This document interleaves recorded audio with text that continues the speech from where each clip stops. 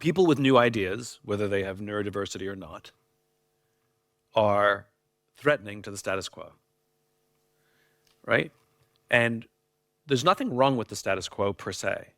The reason the status quo exists is because things are kind of working, right? And the people who are the most defensive of the status quo are people who benefit from the status quo.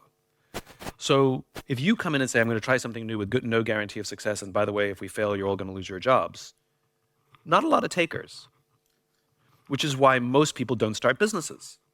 Most people aren't entrepreneurs, and nor should they be, because the chances of failure are overwhelming. And even if you have the desire and you've got a family and kids, like, it's just not worth the risk, because the chances are in the high 90th percentiles that you're going to fail in the first 3 years. And so you have to remember that. And so my rule has never been to try and convince people who don't want to be convinced. Because all you're going to do is fight. I'm right, you're wrong. And they're going to say, no, I'm right, you're wrong. And you're both right. Contextual.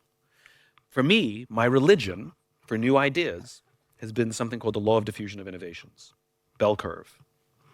In every population, you're going to have a standard deviation. You're going to have high performers, you're going to have low performers, you're going to have an average. Always, right?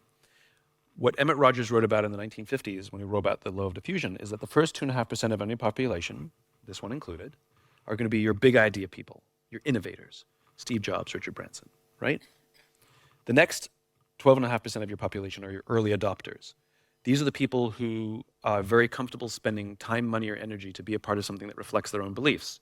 They have a pretty good risk tolerance.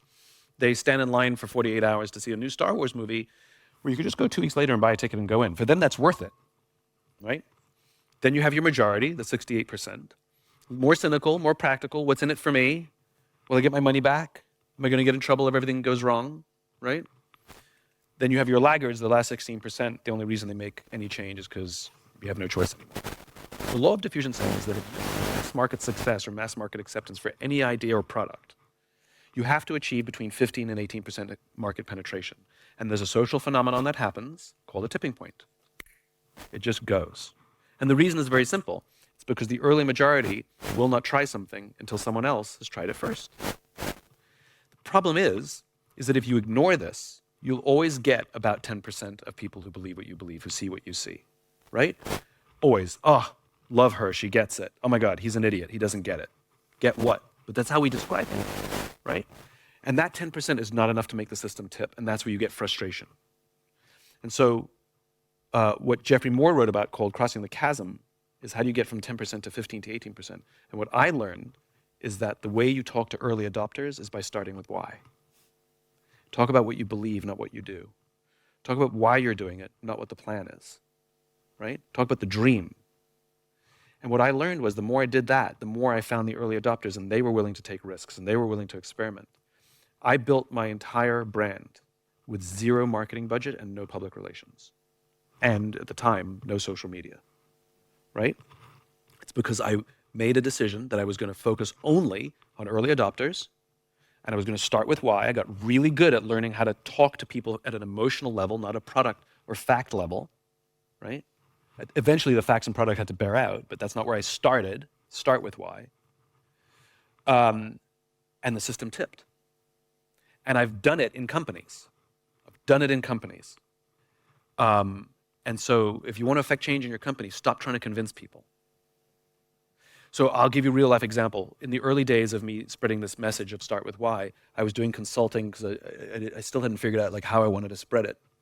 And I needed every dollar I could get. I was living hand to fist. I mean, I had no money in the bank account, literally like pennies.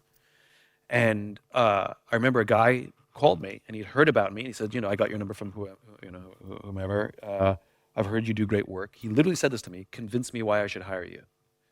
Now, as much as I needed his business, I got very good at hearing who's an early adopter and who's not. Convince me why I should hire you, not an early adopter. So literally I said to him, don't. He goes, what? I'm like, I am the wrong guy for you, right?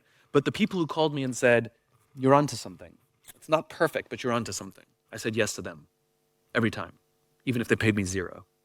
Because what ended up happening is they let me experiment on their businesses. I would literally say, can I try something new on your company? They went, yeah, try it, go ahead. That's an early adopter mentality. Going back to you, find the early adopters, the ones who want to try it, volunteer. I'll tell you a real life example of how it worked inside a company. You'll like this too. A big company, they got 100,000 employees. They wanted me to build a millennial training program for them, right? Because of the millennial leadership issues. So I said, okay, but we're going to do it my way. Because this is how big companies do things. They spend lots of money to hire all the best people to make the training program, and then they launch it. And they have PowerPoints galore saying, this is why you need to take part in this program. And people go, no. And they go, no, it's really good. And then it fails. It's good stuff, just no adoption and a lot of resistance. I know this because you can't take new things and give them to the majority. Duh. So I said, we're going to do it my way. And here's what we're going to do. Because early adopters, you want small barriers. You don't want to make everything too easy. You want small barriers, right? So I said, here's what we're going to do. I'm going to teach the first class, and I don't know what the program's going to look like. We have no program. We're going to teach one class, and I'm going to teach it. And they have to apply. We only have 100 spaces, and they have to apply to be a part of it. And I made them write essays from across the company. We made the announcement it's going to happen. You have to. We did an application process. It wasn't easy. We read the actual essays and chose 100 people. We told them that you're going to have to come to New York for the training, wherever you are across the country. You're going to get no extra money for it. We said that nobody born before the year 1984 was eligible to come into the room, which means all the senior leaders couldn't come spy on me. I was the only person born before 84 who was in the room. And it was fantastic, and we had tons of fun. And at the end, I said, look, this program isn't built. I need volunteers to help build it. And here's the conditions. We don't have any more money to give you. You still have to do your regular job. It probably won't help you get promoted. It's just that you think this is important work. I had 50 volunteers from the room who wanted to help build the program. Great. I let them all go back to their jobs. They all fly home. About 2 weeks later, my sponsor at the company, calls me up, furious at me. You screwed me.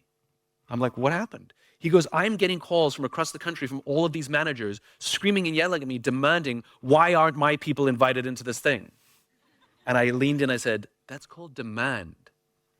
We created demand because all the early adopters went back and said, this is amazing, we need it. No marketing, no PR, no PowerPoints. And best of all, they were going to build it for us. So that's how you leverage the law of diffusion when you have new ideas in a system that's largely resistant to new ideas.